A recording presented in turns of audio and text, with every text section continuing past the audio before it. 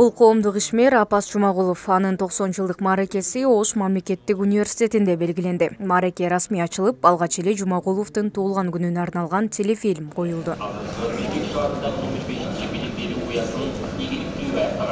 Андан кийин Апас Жумагуловдун Кыргызстандын эгемен жолундагы ролу, тажрыйбасы жана чакырыктары боюнча илимий конференция болду. Мааракеге Апас Жумагуловдун жубайы, Билим берүү жана илим министрлиги, жергиликтүү бийлик өкүлдөрү чакырылды. Ардактуу Апас Жумагулович, сизди 90 жылдык мааракеңиз менен Ош шаарынын мэри Жетигенов Бакытбек жеңиштерибиз атынан жана жеке өзүмдүн атыман чын дилимден куттуктаймын.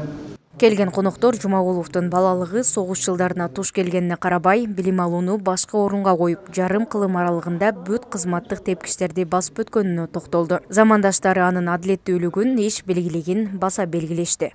Ар бир элдин, ар бир журттун өзүнүн идеялары, өзүнүн бир каармандары болот эмеспи? Апас Жумагулович ошол каармандардын бири.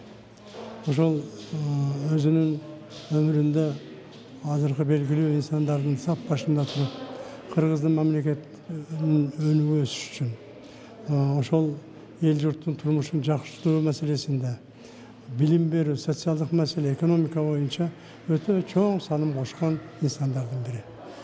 Эми Апас Жумагулович жөнүндө айтса сөз көп.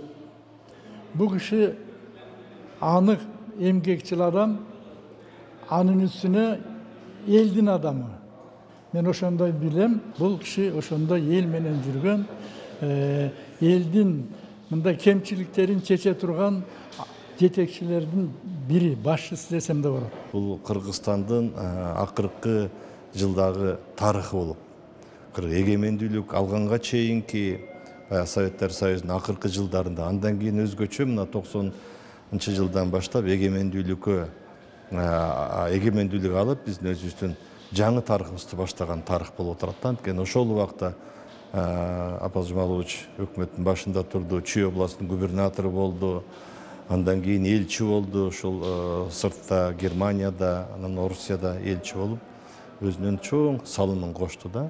Иш-чарада Апас Жумагуловго Ош облусунун ардактуу атуулу жана Ош мамлекеттик университетинин ардактуу профессору наамдары ыйгарылды.